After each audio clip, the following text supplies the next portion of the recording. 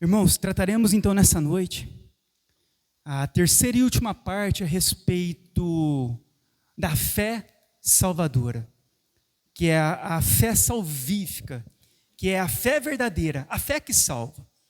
Nós sabemos em um mundo em que nós vivemos, em que há muitas crenças, mas o Senhor Jesus diz que só há um caminho, uma verdade e uma vida, que é Ele.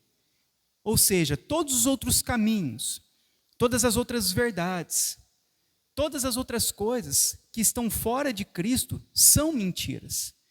E é importante nós entendermos a respeito dessa fé salvífica para compreendermos melhor a respeito da fé que nós temos e poder ter essa certeza, essa convicção da nossa salvação. Então a fé sempre foi visto como um requisito essencial no cristianismo para a salvação. Tanto conforme anunciado nas Escrituras, como diz em Hebreus 11:6, de fato, sem fé é impossível agradar a Deus, porque é necessário que aquele que se aproxima de Deus creia que Ele existe. E em Romanos 1:17 diz, visto que a justiça de Deus se revela no Evangelho, de fé em fé, como está escrito, o justo viverá por fé. E também nós vemos historicamente, sendo um dos 5 solas da Reforma Protestante, o sola fide, a salvação somente pela fé. Então a fé, para nós cristãos, ela é fundamental para a nossa salvação. A fé, ela mantém uma conexão importante com todo ato e com toda condição de salvação. É pela fé que os homens entram em união vital com Cristo. É pela fé é que nós somos justificados. Pela fé é que nós podemos adorar a Deus de uma maneira aceitável. É pela fé que o cristão vive. É pela fé que nós somos santificados, que a santificação, ela progride. Pela fé, nós vencemos o mundo. Pela fé, aguardamos a volta de Cristo. Esses fatos evidenciam a sua importância e a necessidade de se entender de forma plena o que significa a fé salvadora. Uma vez que a fé, ela é fundamental para a salvação, e a fé, ela envolve todos os parâmetros da nossa vida com Deus aqui neste mundo, é muito importante nós entendermos o que é então a fé salvadora. Uma vez que todos proclamam ter uma fé, mas a Bíblia diz que a porta é larga e o caminho é estreito para os salvos, mas é larga para a perdição. E no caminho largo muitos entram por ele, mas no caminho estreito são poucos. Ou seja, nem toda fé nos leva à salvação. Então, qual é a fé que nos leva à salvação? O que é fé salvadora? Existem muitos tipos de crença e fé no mundo, e todos creem em algo. Então, como saber se a minha fé, ela é verdadeira? A fé salvadora é aquela que se origina no conhecimento da palavra de Deus, uma vez que somente o Evangelho é o poder de Deus para a salvação de todo o que nele crê. Então, precisamos de começar a compreender a respeito da verdadeira fé. Da onde vem a verdadeira fé?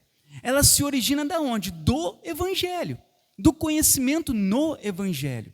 Porque Paulo diz que o Evangelho é o poder de Deus para a salvação de todo aquele que nele crê. Crê no quê? Na mensagem do Evangelho. Então, historicamente, o cristianismo, ele respondeu essa questão distinguindo 3 principais elementos que juntos compreendem a fé salvífica. Esses 3 elementos são o conhecimento, a convicção e a confiança. Então, a partir desses 3 elementos, conhecer, ter convicção e confiança, nós compreenderemos a respeito da fé salvífica. Então, o conhecimento. A primeira coisa para nós termos a verdadeira fé, entendermos a respeito da verdadeira fé, ela inicia-se no conhecimento. Que conhecimento? Refere-se ao conhecimento da Bíblia. Entender o que é o Evangelho e saber no que se crê. Então, o início da nossa salvação, é por isso que Jesus diz: ide e pregai o Evangelho a toda criatura. Quem crer será salvo, quem não crer será condenado. Então, inicialmente, a fé salvífica, ela vem de um conhecimento. Mas do conhecimento do quê? O conhecimento da tradição, o conhecimento da religiosidade, o conhecimento da visão ministerial. Não, do conhecimento da Bíblia. É esse que é o conhecimento que vai produzir em nós a verdadeira fé. Se eu não tiver o conhecimento da Bíblia, não tiver o entendimento do Evangelho, a minha fé, ela nunca será verdadeira. Ela sempre será falsa. É por isso que nós vemos a multidão de pessoas que frequentam uma religião, uma igreja, mas não são salvos, uma vez que elas não conhecem a Bíblia e nem entendem a mensagem do Evangelho. Então, a primeira coisa, conhecer. A segunda coisa é ter a convicção. Aponta para a convicção. Significa, é eu crer de coração que os fatos bíblicos são verdadeiros. É reconhecer que todos os homens são pecadores, que Deus é santo e justo e que somente Cristo é o nosso Senhor e Salvador. Uma vez então que nós começamos a conhecer a Bíblia e entender o Evangelho, o que agora precisa ser feito? Nós precisamos de ter uma convicção naquilo que nós estamos conhecendo. Não adianta eu conhecer a Bíblia e não ter convicção, apenas intelecto. Não adianta eu ouvir o Evangelho, mas eu não ter a convicção de que eu sou pecador. Tem pessoas que ouvem o Evangelho, mas mesmo assim, elas se acham capazes de se salvar por si mesmas. Se acham pessoas boas, pessoas que merecem ir para o céu. O que adianta eu compreender o Evangelho e falar que Jesus é o único mediador, mas de repente, na minha fé, o óleo também ajuda, a água também ajuda, a oração forte do pastor também ajuda, e assim por diante, há um monte de mediações, além de Cristo. Então nós temos que ter uma convicção da certeza das Escrituras. A Bíblia diz isso, isso e isso. Então a minha fé ela tem que ser convicta. A Bíblia diz que a mulher ela não pode ser pastora, ela não pode exercer autoridade de ensino e pregação na igreja. Verdadeira fé, convicção, eu tenho certeza. Por quê? Porque a Bíblia assim ensina. Convicção. Uma vez que eu tenho convicção naquilo que eu conheço. E não somente a convicção, mas também a confiança. Uma vez que conhecemos a Bíblia, entendemos o Evangelho, temos a convicção de que seu ensino é verdadeiro. O que nos resta então? É deixar de confiar em nossas obras, pensamentos, religiosidades e confiar plenamente agora na pessoa e na obra de Cristo. É por isso que o autor de Hebreus diz em Hebreus 11:1, ora, a fé é a certeza de coisas que se esperam e a convicção de fatos que não se veem. Então, a fé é uma certeza, ela é uma convicção, não é um meio termo. Eu leio a Bíblia, entendo o que está escrito na Bíblia, conheço a Bíblia, mas eu não tenho aquela convicção. Ou se eu tenho uma convicção, eu não tenho uma confiança plena. Eu sei que Jesus é o Salvador, eu sei que Jesus pagou todo o preço por mim, mas eu preciso de fazer algo. Se eu não der o meu dízimo, eu não vou ser salvo, eu preciso de fazer algo. Não é convicção, não é confiança. A confiança, nós nos entregamos totalmente naquilo que Cristo, Ele fez por nós. E é tão sério a respeito de nós termos essa fé verdadeira, Essa semana eu estava meditando em Atos, no capítulo 28. No capítulo 28, ali vai descrever a respeito do naufrágio do apóstolo Paulo. Paulo ele estava indo a um julgamento em Roma, e ele, durante essa trajetória, ele está em um navio, o navio então vai naufragar. Paulo então, ele vai sobreviver a esse naufrágio, e eles vão parar, o pessoal do navio vão parar em uma ilha, na ilha de Malta. E chegando nessa ilha, eles são bem recebidos pelos moradores daquela ilha. Ele então começa a esfriar o tempo, ficar frio. Paulo vai pegar então alguns gravetos para poder acender, colocar no fogo. Na hora que ele vai pegar os gravetos, o que acontece? Uma cobra venenosa prende na mão de Paulo, pica Paulo e fica preso na mão de Paulo. E Paulo então ele começa a abanar a cobra, leva lá diante do fogo, para que aquela cobra pudesse largar do braço dele. Quando os moradores daquela ilha vê aquela cobra venenosa no braço de Paulo, eles falam assim: esse homem é um homem mau, este homem é um assassino. Eles falam desse jeito.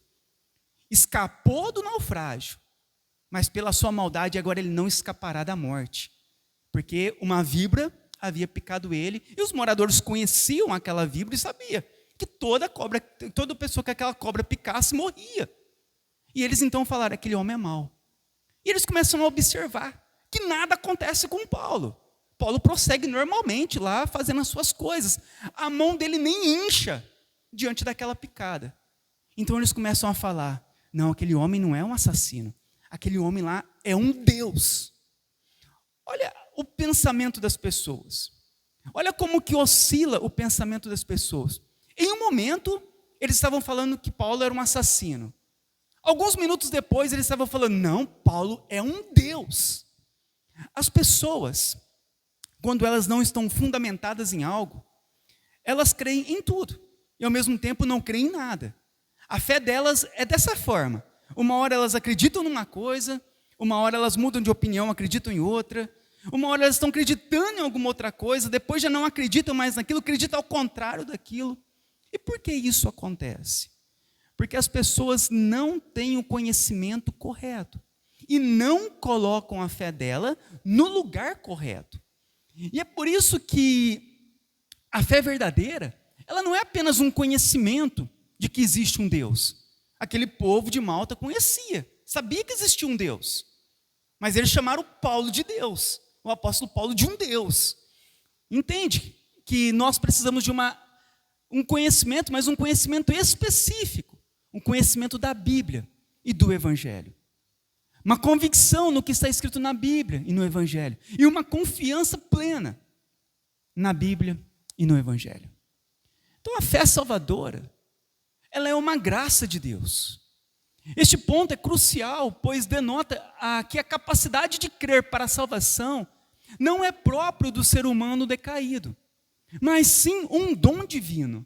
A fé, portanto, não se origina da vontade ou da capacidade humana, mas é uma concessão graciosa de Deus. Como diz em Efésios 2:8, porque pela graça sois salvos, mediante o quê? A fé. E isto não vem de vós, é um dom de Deus. A salvação, pela graça, mediante a fé, não é algo que vem de nós, não é próprio do ser humano caído, mas é um dom de Deus. Paulo diz em Filipenses 1:29, porque vos foi concedida a graça de padecerdes por Cristo e não somente de crer nele. Crer em Cristo é uma graça que Deus dá aos seus filhos. Então a fé salvadora, ela é uma graça de Deus. Quando nós falamos sobre crer no Evangelho, crer nas Escrituras, irmãos, isso é uma graça, porque as pessoas por si só não conseguem entender, não conseguem enxergar, não conseguem ter o discernimento. Você pode pegar e falar para uma pessoa, mostrar para a pessoa na Bíblia o certo, lê com ela lê, ela vê, ela fala: está escrito isso, mas ela não consegue crer naquilo, ela não tem um entendimento claro daquilo que ela lê, ela não consegue ter o discernimento daquilo que ela lê. Por quê? Porque é uma graça, Por que você consegue acreditar como você acredita e o vizinho não consegue acreditar igual você acredita? Irmãos, olha a situação da nossa própria experiência passada da nossa vida. Por quê? Muitas vezes eu pergunto, ó Deus, por que eu consigo crer e o outro não consegue crer? Por que eu consegui ter o discernimento e o outro não conseguiu ter discernimento? Porque muitos de nós viemos de um mesmo caminho. Irmãos, eu lambrecava as pessoas com óleo. Eu passava na testa, em tudo, passava óleo. Eu já passei óleo em carro. O irmão chegava com um carro que comprou, ele falava, você unge para mim? Eu pegava o óleo, comprado lá na farmácia, no supermercado, ia lá no carro do irmão e passava o óleo no carro. Quantas pessoas eu já não derrubei no chão? Quantas vezes eu não ensinei que se não desse o dízimo, nós não conseguiríamos vencer o diabo? Que a vitória sobre o diabo estava em eu dar 10% do meu salário. Então, se não for a graça de Deus, ninguém consegue ter o discernimento de algo tão básico. Para e pensa agora. Por que você discerne? Por que você consegue compreender? Por causa da graça de Deus te alcançou. E ela te alcançou mediante o quê? Mediante ao conhecimento da Bíblia. Se você não tivesse conhecido a Bíblia, você não iria conseguir se libertar de ensinamentos errados. Então, é uma graça de Deus. Quando nós cremos, e agora nós acreditamos, nós entendemos, as escamas caíram dos nossos olhos. Isso por quê? Porque nós recebemos a graça de Deus sobre nós. Porque se não for a graça de Deus, as pessoas não conseguem se libertar de nada disso. Elas ficam presas a tudo isso. Então, a graça de Deus, a fé salvadora, ela é uma graça de Deus, é um favor de Deus, é um dom de Deus que Deus nos deu. E a finalidade dessa graça, o que é? É o que está escrito em 1 Pedro 1,9, que é para a salvação nossa. Então, a finalidade da graça de Deus, dessa fé, em Deus nos dar a fé dele, em Deus nos mostrar, em Deus nos dar essa confiança, esse conhecimento, essa convicção. Por quê? Para nos salvar. Então a fé, portanto, é um instrumento pela qual os eleitos são habilitados a alcançar a salvação eterna, como diz em Hebreus 10, 39. Somos, entretanto, dos que têm fé para a conservação da alma. A finalidade dessa fé é a nossa salvação. Então, qual é a finalidade última em que Deus nos deu a graça de nós conhecermos o Evangelho e de entender o Evangelho, de confiarmos e termos convicção? É a nossa salvação, é a nossa eternidade. Esse é o fim, é a finalidade última da nossa fé. Então, a nossa confissão de fé, ela enfatiza que esta graça da fé é uma obra que o Espírito de Cristo faz no nosso coração. O Espírito Santo, agindo em união com Cristo, é o agente eficaz que opera a fé no íntimo dos eleitos. Como diz em João 6,63, o Espírito é o que vivifica. Uma vez que nós estávamos mortos em nossos pecados, somente Deus poderia nos vivificar, e é Ele quem vivifica em nós. João 16, 13 e 14. Quando vier, porém, o Espírito da verdade, o Espírito Santo, Ele nos guiará a toda a verdade, Ele me glorificará, Jesus disse. Então, a graça, ela é operada pelo Espírito Santo. Quando fala Espírito de Cristo, ou Espírito de Deus, ou Espírito Santo, é a mesma pessoa, é a terceira pessoa da Trindade, é relacionado ao Espírito Santo. Então, é o Espírito Santo, ele é o agente que opera em nosso coração. Então, como isso pode acontecer em nós? Como essa salvação pode nos alcançar? Porque o Espírito de Deus, ele operou em nosso coração essa fé salvadora. E nós agora fomos vivificados. Olha, observa que você acordou. Nós não parecíamos que estávamos dormindo na religião, dormindo em uma religiosidade, estávamos lá, né, seguindo alguma coisa. De repente, trouxe uma vida, abriu o entendimento, o coração. Espírito Santo vivificou. Por quê? Porque agora ele vai nos conduzir o que? A toda a verdade. O que é a verdade na Bíblia? O que é a verdade para nós? É a Bíblia. Ele vai então nos conduzir e nos guiar nas Escrituras. E ele vai glorificar a Cristo. Esta operação do Espírito não implica numa passividade completa do indivíduo, mas sim uma capacitação sobrenatural que inclina o nosso coração a crer. A fé é simultaneamente um ato humano de confiança e uma obra divina de capacitação. Como diz em 2 Coríntios 1:21, ora, é Deus quem faz que nós e vocês permanecemos firmes em Cristo. Então por que nós estamos firmes em Cristo? Nós não estamos firmes no Buda, em Maria, em boas obras, em óleo ungido, em nada disso. Por que nós estamos firmes em Cristo? Porque é Deus quem faz com que isso aconteça em nós. Paulo diz em Filipenses 2:13, porque é Deus quem opera em vós tanto o querer como o realizar, segundo a sua boa vontade. E Pedro vai dizer em sua segunda carta, no capítulo 1, versículo 10, portanto, irmãos, empenhem-se ainda mais para consolidar o chamado e a eleição de vocês, pois se agirem dessa forma, jamais tropeçarão. O que nós observamos? Que é o Espírito quem nos capacita, que inclina o nosso coração a crer, mas não é uma passividade completa do indivíduo, pelo contrário, uma vez que Deus opera em nós, tanto querer como realizar, Ele nos faz permanecer firmes em Cristo. Pedro diz o quê? Por isso, irmãos, empenhem-se. Por quê? Para consolidar o quê? O nosso chamado. Deus nos chamou e a nossa eleição. Pois se nós agirmos dessa forma, jamais nós tropeçaremos. O que envolve então a nossa fé em Cristo?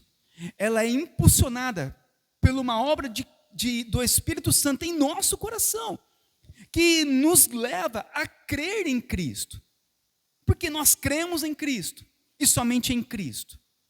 Por que nós não cremos em Cristo e mais em um monte de outras coisas, como a maioria das pessoas creem? Porque nós cremos em Cristo e não em um monte de deuses que os outros creem. Porque o Espírito Santo, ele nos impulsiona a crer em Cristo e a permanecermos firmes em Cristo. E ele exige de nós o quê? O empenho. Uma vez que nós entendemos o Evangelho, conhecemos o Evangelho, nós precisamos de nos empenhar, nos esforçar, para permanecermos firmes naquilo que agora nós estamos conhecendo. Para quê? Para nós consolidarmos. Nós somos chamados. Por que o outro não crê? Porque não foi chamado. Pode ser chamado? Pode, mas ele não foi chamado, ele não foi eleito. Por que ele não abandona a vida de pecado? Por que não abandona a idolatria? Por que não abandona as falsas religiões, os falsos ensinos? Por que não abandona tudo aquilo? Porque até então, ou ele não é escolhido, ou ainda não foi chamado no momento de Deus. Mas nós devemos o quê? Consolidar o nosso chamado e a nossa eleição. De que forma? Empenhando-se para quê? Para permanecermos firmes somente em Cristo. Agindo assim, nós não tropeçaremos. Se nós permanecermos em Cristo e somente em Cristo, nós não seremos enganados. Não seremos levados de um lado para o outro por ventos de doutrinas. Não seremos conduzidos pelo nosso coração enganoso, nem pelos nossos pensamentos. Mas a nossa fé, ela permanece o quê? Pura, santa, firme. E nós jamais tropeçaremos. Agora imagina as pessoas que creem em muitas coisas. Elas tropeçam toda hora, porque elas não sabem no que crer. Olha aqueles homens. Eu creio que Paulo é um assassino. Não, agora nós cremos que Paulo é um Deus. Pessoas que não sabem no que crer. Crê numa coisa, depois crê em outra. Ela facilmente tropeçará. Agora, quando nossos olhos estão plenamente em Cristo, na cruz de Cristo, nós não tropeçaremos, porque não seremos enganados. Não seremos enganados por falsos profetas, não seremos enganados pelo anticristo. Né? Teve até um meme que saiu esses dias aí na internet, daquele adolescente, aquele jovem, né, de 14 anos, que estava pregando em tudo quanto é lugar e enganando todo mundo. Aí falou, se um menino de 14 anos consegue enganar os cristãos, imagina o anticristo que fará descer fogo do céu. Então, para nós não tropeçarmos, é uma graça de Deus. Por quê? Porque nós entendemos onde está a nossa fé. Nós não vamos tirar nossos olhos de Cristo. Nós não vamos ser levados. Olha, chegou um profeta na cidade. Chegou um que adivinha RG. Chegou um que faz todos os tipos de cura e libertação. Chegou um. Não, para nós não vai, nós não vamos ser enganados por isso. Porque a nossa fé não está em homens. Não está em placa de igreja. Nossa fé está em uma pessoa, em Cristo. A fé, portanto, não é meramente uma convicção intelectual a certas verdades. Não é apenas eu conhecer intelectualmente, mas é uma obra do Espírito que transforma o coração e capacita o indivíduo a confiar em Cristo para a salvação, conforme Romanos 10:10. Porque com o coração se crê para a justiça, e com a boca confessa a respeito da salvação. É o Espírito Santo que aplica os benefícios adquiridos por Cristo aos crentes, não por obras de justiça praticadas por nós, mas segundo sua misericórdia. Ele nos salvou, mediante o lavar regenerador e renovador do Espírito Santo. Então é o Espírito de Deus que vai aplicar em nós a obra que Cristo fez em nós. É Ele quem transforma o nosso coração para nós confiarmos somente em Cristo. O texto da nossa confissão, ele prossegue declarando que a fé é ordinariamente operada pelo ministério da palavra. O que significa ordinariamente? É a forma principal, a qual Deus determinou para que nós sejamos salvos. É através da palavra dele. Então, essa afirmação destaca o papel central da pregação e do ensino da palavra de Deus como meio primário, pelo qual o Espírito Santo desperta e nutre a fé. Aprove a Deus salvar os que creem pela loucura da pregação. 1 Coríntios 1:21. Romanos 10:17 diz: a fé vem pela pregação, e a pregação pela palavra de Cristo. Então, a parte central, primária, para que nós possamos ser salvos, ser despertados espiritualmente e nutridos na fé, ela vem do quê? Ela vem da pregação da palavra e do ensino. Por que, irmãos, que nós somos despertados? Porque nós ouvimos o Evangelho. Em algum momento, você ouviu a pregação do Evangelho. Em algum momento, alguém te ensinou as Escrituras. Observa que nós estávamos em igrejas, muitos de nós, que tinha a Bíblia, tinha ensinos, mas que não condiziam com a realidade das Escrituras Sagradas como um todo. Geralmente eram ensinos maliciosos que nos conduziam a crer na visão do ministério e não a entender a Bíblia e a obra de Cristo. Então nós ouvíamos falar, ouvíamos, mas aquilo não fechava, nós não tínhamos a compreensão. Até o momento em que começamos a ouvir a pregação do Evangelho, começamos a ter o ensino correto. O que aconteceu? Não tem jeito. Despertou. Nós somos despertados espiritualmente. Falamos, olha, isso está certo e isso está errado. Por que tivemos esse discernimento? Porque fomos ensinados, ouvimos a pregação, tivemos o ensino da palavra de Deus. Por isso, ordinariamente, a salvação, ela vai se iniciar de que forma? Quando nós ouvimos e somos ensinados pela palavra. Aprove a Deus salvar os que creem pela loucura da pregação. Então Deus vai salvar através do quê? De nós ouvirmos a palavra dele, a pregação. E a fé, ela vem como? Pela pregação. E a pregação pela palavra de Cristo. Então, a palavra de Deus, contida nas Escrituras, do Antigo e Novo Testamento, é a única regra para nos dirigir na maneira de glorificar a Deus e nos alegrarmos nele. Lâmpada para os meus pés é a tua palavra e luz para os meus caminhos. Salmo 119.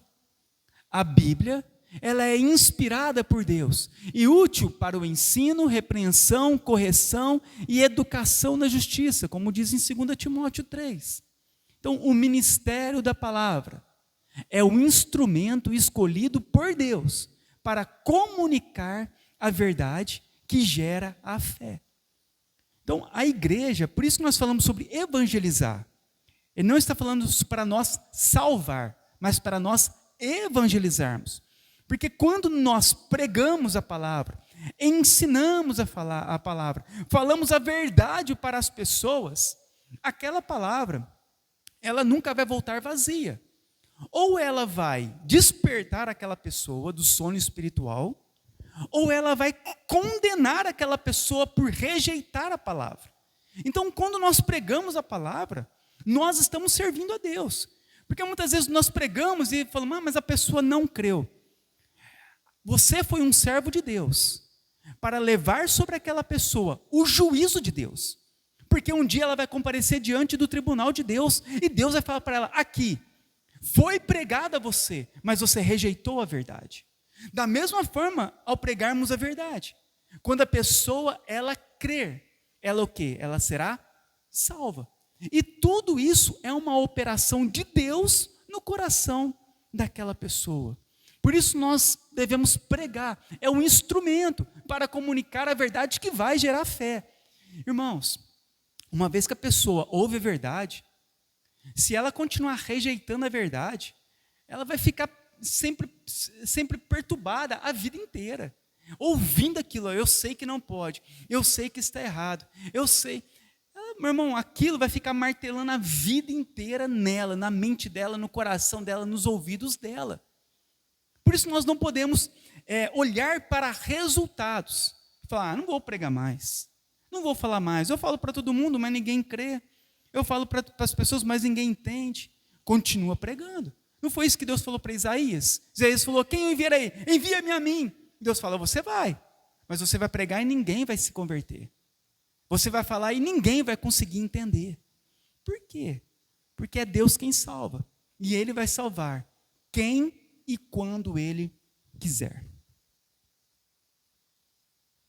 Logo, a igreja, nós, somos responsáveis de guardar e proclamar a palavra de Deus. Nós guardamos, somos os guardiões da verdade e os proclamadores da verdade. A pregação do evangelho é o meio ordenado por Deus para reunir a sua igreja, ou seja, nós anunciamos o evangelho, e com essa pregação o que aconteceu? Aqueles que creram foram reunidos em uma igreja, reunidos em um local. É o que aconteceu conosco. Tudo aconteceu como? Pela proclamação do evangelho. Nós ouvimos, entendemos e agora nos reunimos. E quando fomos conduzidos a uma comunhão com Cristo. Como diz em Romanos 10, 14. Como, porém, invocarão aquele em que não creram? E como crerão naquele em que nada ouviram? E como ouvirão se não há quem pregue? Então, a pregação é o meio que Deus ordenou para que o seu povo seja salvo.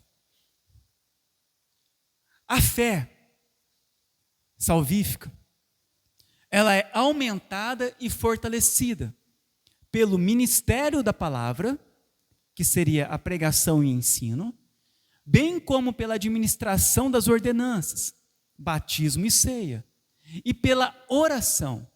A fé, uma vez implantada, ela não é estática, mas ela é dinâmica, capaz de crescimento e fortalecimento, através dos meios de graça, providos por Deus.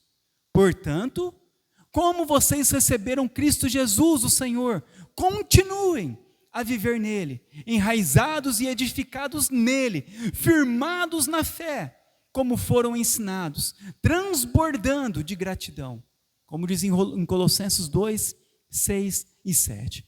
Então, a nossa fé, ela é o quê? Aumentada e fortalecida. Ela não é estática. Eu agora tenho a fé salvífica. Eu conheci, eu agora tenho a convicção, agora eu tenho a confiança, e então a fé para naquele estágio. Não! A fé salvífica, ela está em desenvolvimento em nosso coração. Ela aumenta, ela cada vez mais fica vivificada. Quando? Quando nós ouvimos a palavra, nós obedecemos as ordenanças e oramos. Então, quando você ouve a pregação, aquilo te traz o quê? Um ânimo no teu coração. Quando você ouve um estudo bíblico, você vai lá ler a Bíblia, medita na Bíblia, aquilo traz vida ao teu coração. A tua fé, ela é aumentada. A tua fé, ela é fortalecida quando você ouve a palavra de Deus. Da mesma forma, quando nós participamos da ceia, a nossa fé, ela também é fortalecida ao participarmos da ceia e ao sermos batizados. Também quando nós oramos. Tudo isso produz o que em nós? Um crescimento e fortalecimento. Por que as pessoas, elas mesmo sendo salvas, elas começam a definhar? Elas vêm na igreja, mas parece que está quase morto. Só não morre por misericórdia de Deus. Porque Deus chamou e Deus sustentará a fé daquela pessoa. Mas tem pessoas que vêm na igreja e não desenvolve. Por quê? Porque ela não lê a Bíblia, ela não estuda a Bíblia, ela não participa das pregações, dos ensinos, ela não participa das ordenanças, ela não tem vida de oração. Tudo é necessário para o quê? Para o crescimento e o fortalecimento da nossa fé.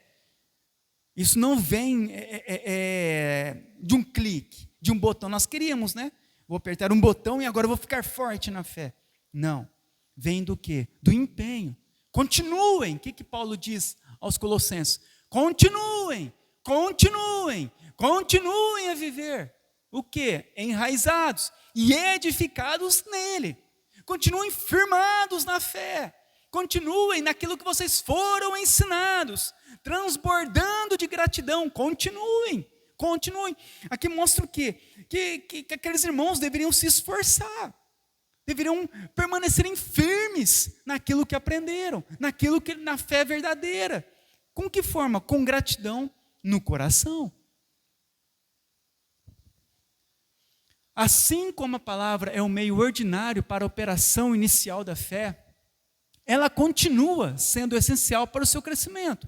Tudo começa na nossa salvação quando nós ouvimos o Evangelho. E ela vai continuar trazendo o nosso crescimento sempre. Então a leitura, a pregação da palavra, são meio eficazes para edificar os crentes em santidade e consolo, por meio da fé para a salvação. Atos 20, 32 diz: a palavra da graça de Deus tem poder para edificar e dar herança aos santificados. Então nós precisamos de ouvir a palavra para sermos edificados. A Bíblia diz que nós somos o edifício vivo de Deus. Precisamos de continuar a sendo edificado. Nós não somos uma casa pronta, somos uma casa em construção, em que vamos sendo edificados em Cristo dia após dia. Salmos 1, antes, o seu prazer está na lei do Senhor, e na sua lei medita de dia e de noite. Ele é como uma árvore plantada junto à corrente das águas, que no devido tempo dá o seu fruto, a folhagem não murcha, e tudo quando ele faz será bem sucedido. O que ele compara, o salmista? Nós como uma árvore. Então uma árvore, ela não para de crescer, ela não para de dar fruto, ela não para de se desenvolver, até o momento da sua partida, da sua morte. Mas enquanto a árvore, ela está plantada, o que vai acontecer? Ela vai crescer, vai desenvolver, vai dando o seu fruto no momento certo. Ela não murcha mais, as folhagens não murcham de uma árvore plantada junto às correntes das águas. E tudo quanto faz será bem sucedido. Ou seja, a palavra de Deus, meditar de noite, é essencial para o nosso crescimento. Nós precisamos de ler a Bíblia, conhecer cada vez mais a Bíblia. As ordenanças, batismo e ceia, como sinais e selos da aliança da graça, também servem como meios de fortalecimento da fé. Todos os cristãos têm que ser batizados e todos têm que participar da ceia. Embora não originem a obra da graça no coração do pecador, pressupõem a presença da fé e aumentam a sua eficácia. Ou seja, o batismo e a ceia, elas não são uma obra que traz graça ao homem, que salva.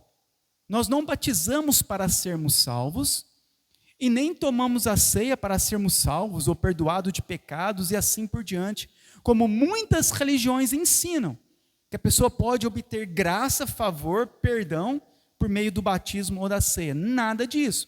São sinais e selos da nossa aliança com Deus.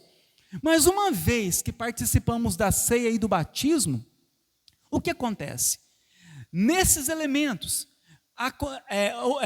tem a presença da fé e aumenta então a sua eficácia, o nosso fortalecimento. A participação na ceia do Senhor visa uma comunhão cada vez mais íntima com Cristo, uma nutrição e vivificação espiritual e uma crescente segurança da salvação. Então, quando nós estamos participando, seja do batismo ou seja da ceia, ali o que vai acontecer? Há a presença da fé diante daquilo, porque há uma obediência, há um cumprimento das Escrituras, e aquilo vai gerando cada vez mais a fortalecimento da nossa fé, nos nutre e nos vivifica espiritualmente, e nos torna cada vez mais seguros em nossa salvação, como Jesus diz em João 6, respondeu-lhe Jesus, em verdade vos digo, se não comerdes a carne do Filho do Homem, e não beberdes o seu sangue, não tendes vida em vós mesmos. Quem comer a minha carne e beber o meu sangue tem a vida eterna, e eu o ressuscitarei no último dia, pois a minha carne é verdadeira comida, e o meu sangue é verdadeira bebida. Quem comer a minha carne e beber o meu sangue permanece em mim e eu nele. Então aqui Jesus mostra, de uma forma indireta, a respeito da ceia do Senhor. Aqui de forma direta ele fala aquele que está ligado nele, aquele que se alimenta dele, aquele que crê nele tem a vida eterna.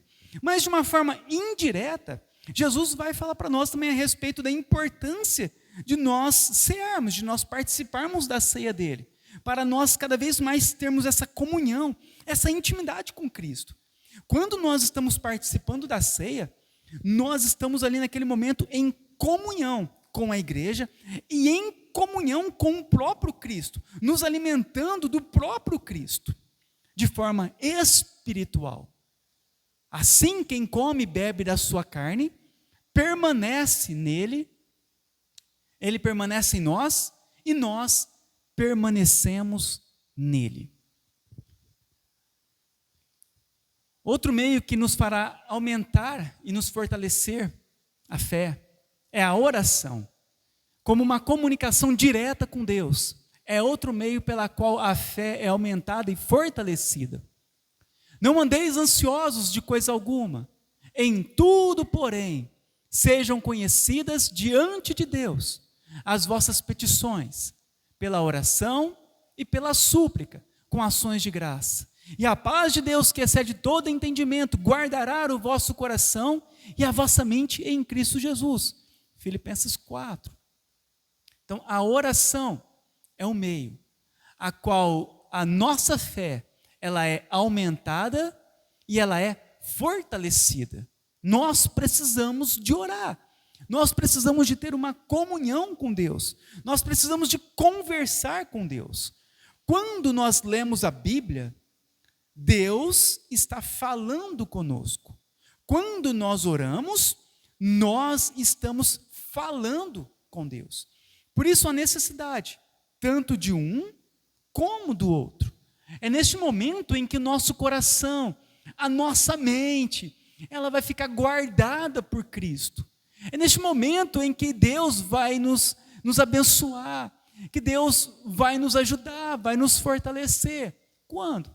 Quando nós oramos.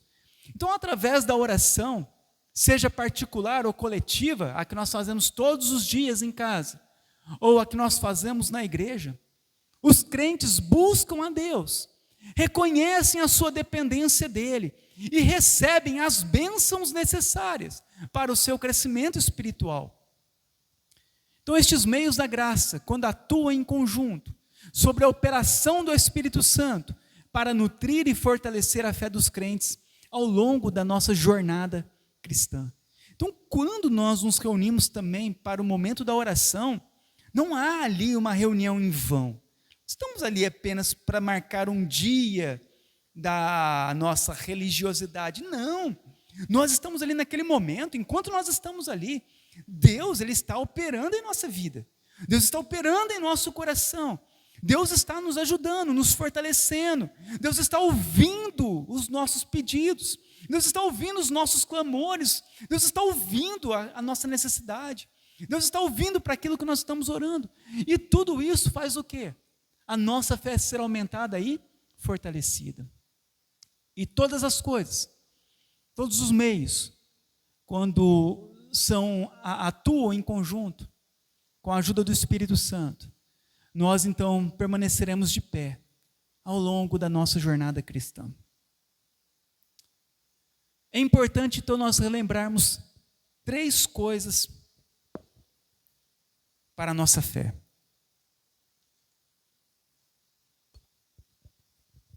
Primeiramente,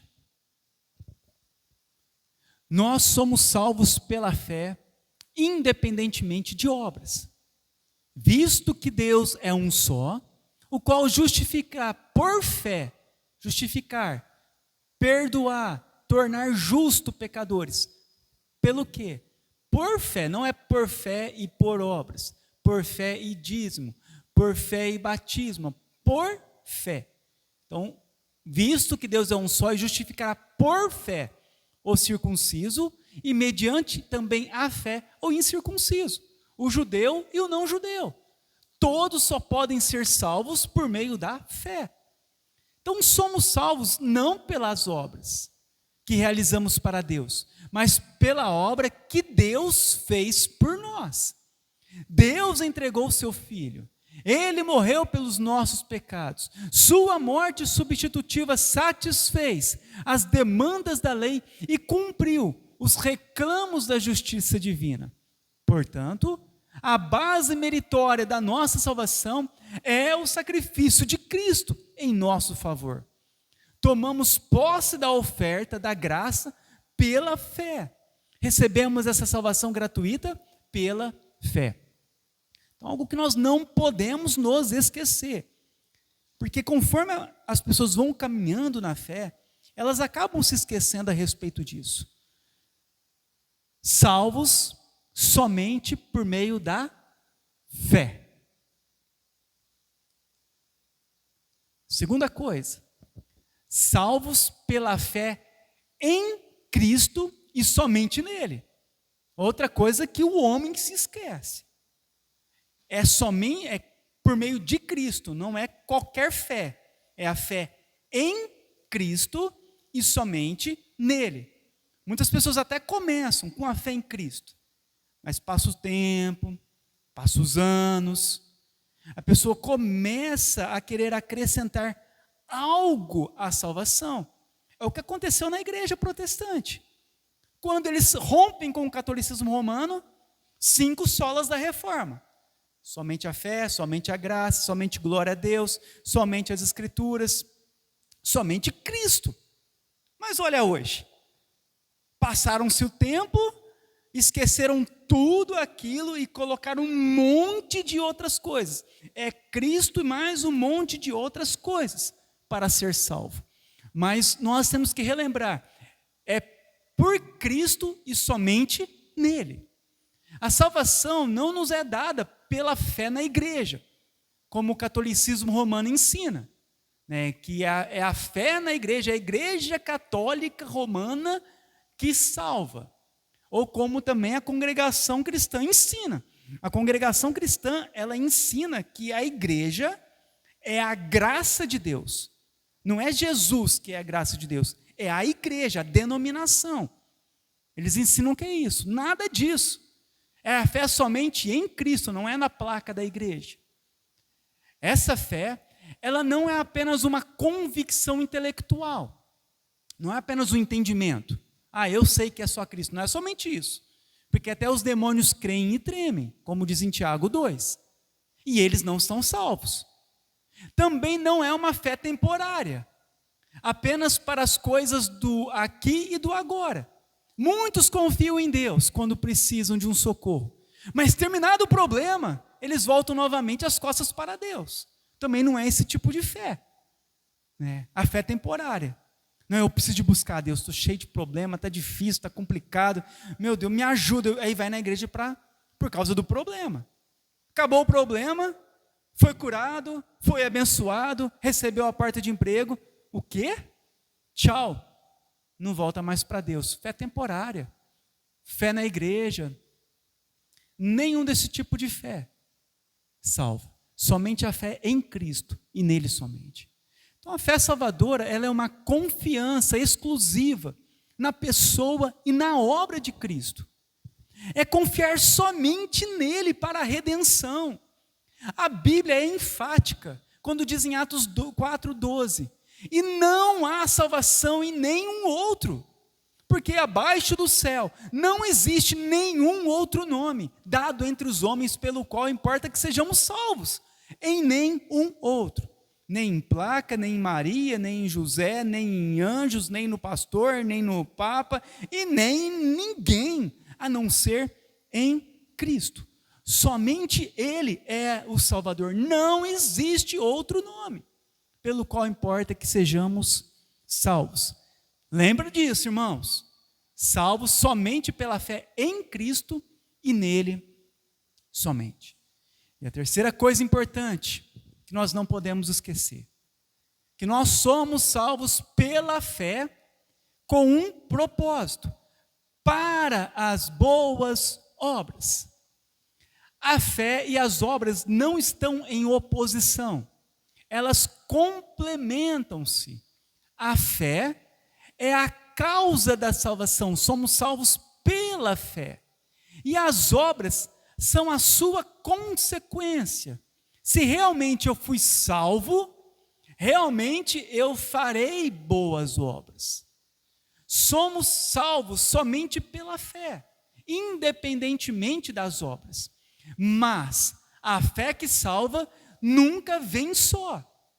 Não somos salvos por causa das boas obras. Somos salvos para as boas obras. Por isso, a fé, se não tiver obras, por si só está morta, como diz Tiago 2,17. A verdadeira fé em Cristo é provada aos olhos dos homens pela prática das boas obras. Como diz em Efésios 2, porque pela graça sois salvos, mediante a fé. E isto não vem de vós, é um dom de Deus, não de obras, para que ninguém se glorie. Então aqui ele começa falando, somos salvos pela fé, que é um dom de Deus, e não por obras. E ele vai continuar, pois somos feitura dele, criados agora em Cristo, novas criaturas. Para quê?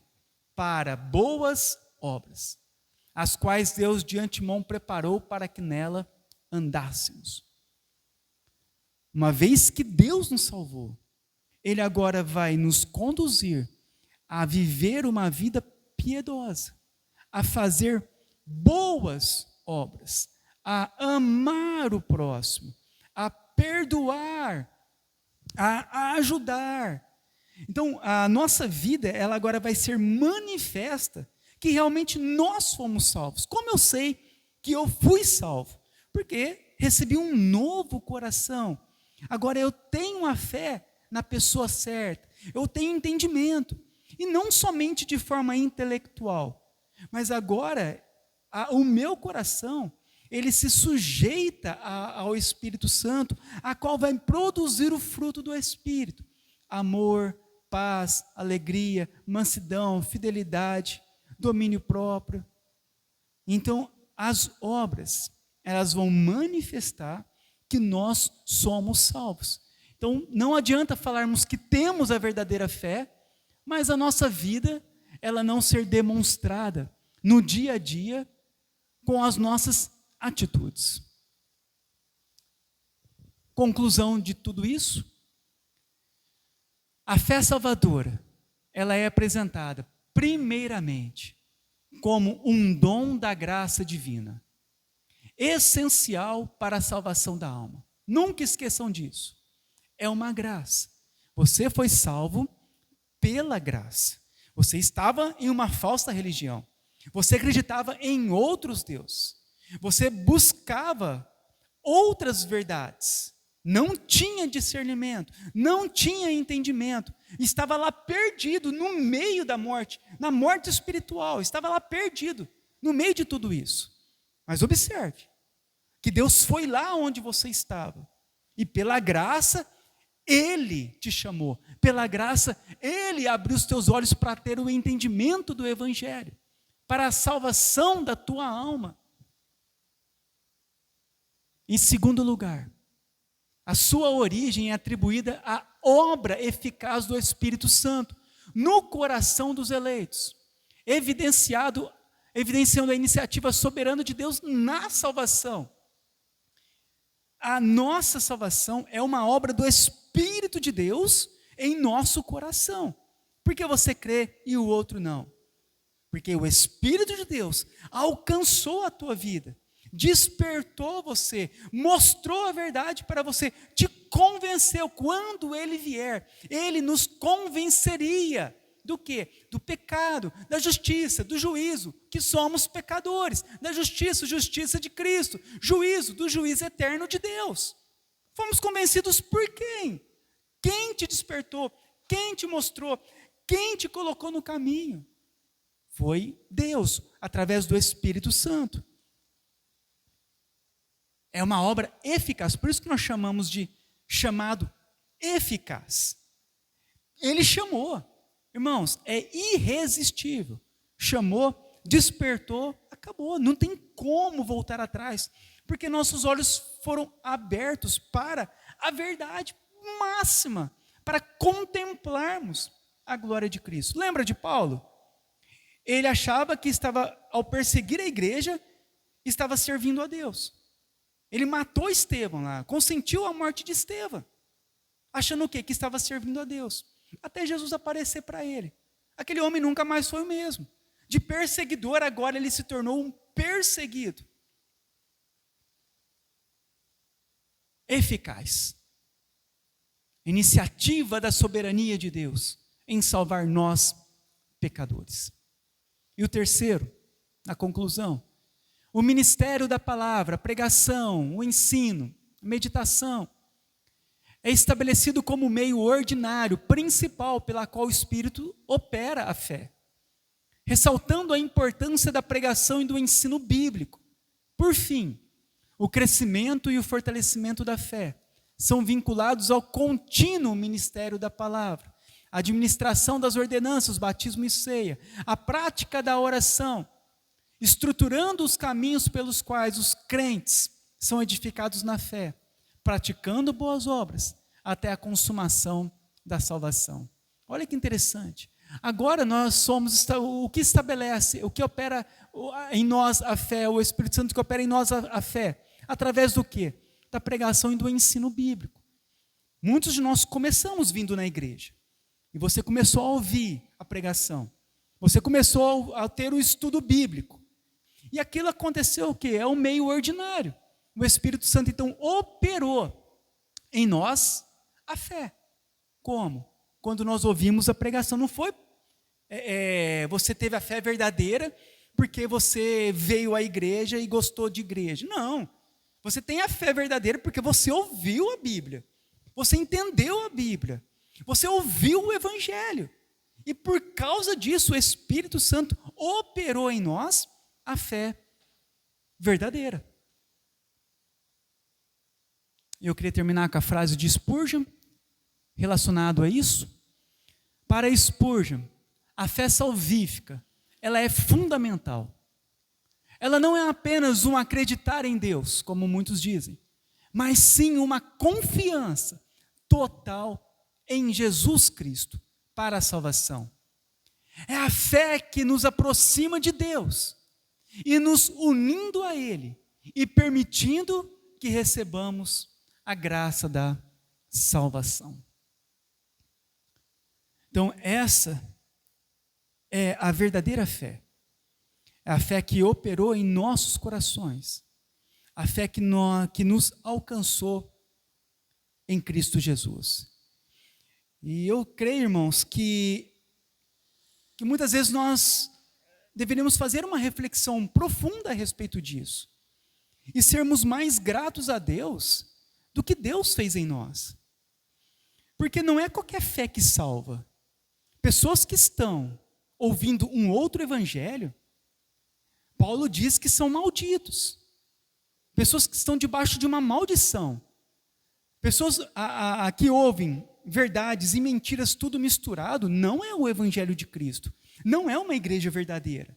Estão enganados, estão perdidos, não estão salvos. A salvação é algo muito sério. É algo que quando Deus desperta, Ele desperta para a pessoa enxergar e crer na verdade.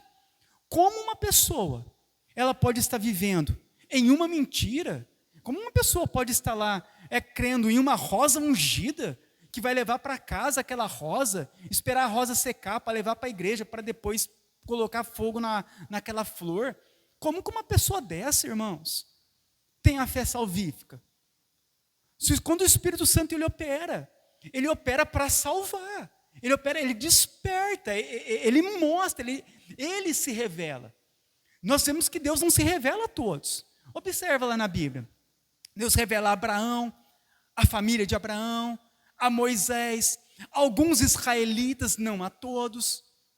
Deus não vai se revelando a todos, mas aqueles que Ele se revela são pessoas que têm agora compreensão da verdade. Pessoas que foram despertadas pela verdade, pessoas que entenderam, que colocaram a sua fé, pessoas que estão em cima do muro, em religiões, não, eu sei que tem muita coisa certa, mas tem muita coisa errada, pessoas que estão nesse meio, não têm a fé salvadora. A fé salvadora, ela nos mostra Cristo, ela traz revelação, ela nos conduz à verdade. Quando Ele vier, Ele nos guiaria a toda a verdade, não a meia verdade. É uma igreja boa, tem muitas coisas, mas prega muita coisa errada. Irmãos, como assim é uma igreja verdadeira? Ou é verdadeira ou não é. Igrejas que são guiadas pelo Espírito Santo, são igrejas que são conduzidas na verdade, nas Escrituras, conforme escrito nas Escrituras. Ou é ou não é. Sim, sim, não, não. O que passar disso é do maligno. Ou estão na verdade e é uma igreja verdadeira, ou estão na mentira e não é igreja verdadeira. Por isso, nós devemos ser muito gratos a Deus, por ter nos despertado, por ter nos chamado, por termos nos escolhido, por hoje sermos aqueles que vão proclamar o Evangelho. Olha a missão que Deus nos deu. O povo, irmãos, estão perdidos. Cada vez mais surgem igrejas terríveis, religiões totalmente dissonantes da verdade das Escrituras.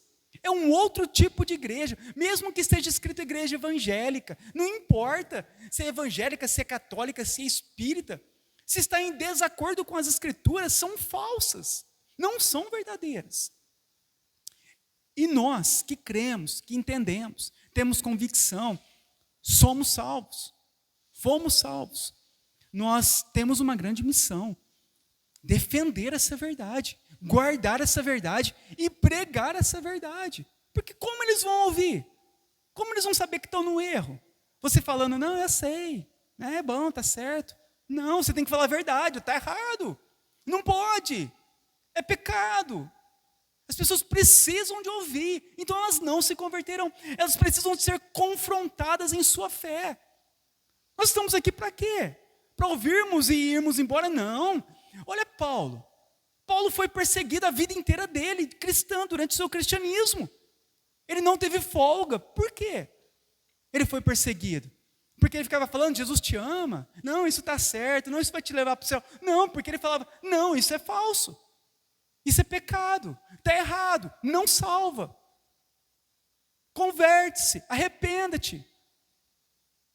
Por que crucificaram Jesus? Por que te decapitaram João Batista? Por que cerraram ao meio Isaías? Por quê? Proclamação do evangelho, falar a verdade para as pessoas, confrontar o erro. Então as pessoas vão continuar no erro a vida inteira e vão para o inferno. E meu irmão, e não tem volta. Não tem segunda chance, terceira chance, nada disso. É uma eternidade no fogo ardente. E nós vamos ver a pessoa caminhando, sabendo que está errado, e sem confrontar a fé, falar para ele, explicar para ela o evangelho, explica. Olha a humanidade, todos são pecadores. Olha Deus, Deus é santo e justo, Ele vai te julgar. Como você vai ser salvo disso? Se você já é pecador, como você pode ser salvo do tribunal de Deus? Cristo, entrega a tua vida a Cristo, busca Cristo, confie na obra de Cristo, conduz as pessoas a Cristo, explica o evangelho, mostra para ela o evangelho. Você vai deixar ela ficar passando óleo na cabeça. As pessoas estão esperando, não, o pastor vai me ungir hoje, eu vou ter vitória. Irmãos, vão tudo para o inferno, não são salvos, não teve a revelação do evangelho. Agora, como que eles vão saber se isso é verdade ou mentira? Se eles estão lá a vida inteira e o pastor falando, não, é verdade, vai acontecer. Se eles não forem confrontados, está errado. Não, isso não salva. Isso não tem poder. Quem tem poder é Deus. Se nós não falarmos, se nós não anunciarmos, se nós não confrontarmos o erro, o pecado, as pessoas vão continuar caminhando. E o nosso papel é ir e pregar o evangelho. O que é o evangelho? Confrontar. Confrontar o pecado. Confrontar o erro. Anunciar. Jesus diz o quê? Bem-aventurado os que são perseguidos por causa do meu nome. Há uma bem-aventurança a sermos perseguidos, sermos difamados, não pela má conduta, mas pela verdade. Eu amo quando todo mundo começa a falar de mim por eu falar a verdade da Bíblia. Me perseguir e tudo mais. Por quê? Estou falando a verdade, pregando a verdade, mostrando a verdade, confrontando a verdade. E nós precisamos ser muitas vezes mais corajosos, irmãos, diante de uma fé tão preciosa que Deus nos deu. Vamos nos calar, ficar quietinho para não ser incomodados, ficar quietinho para não perder amizades, ficar quietinho para não perder os familiares e deixar todo mundo se perder no final e irem para o inferno sem ao menos ouvirem a verdade. Não podemos. Nós precisamos de pregar o evangelho. Amém? E eu vou abrir agora espaço para os irmãos que desejam fazer perguntas a respeito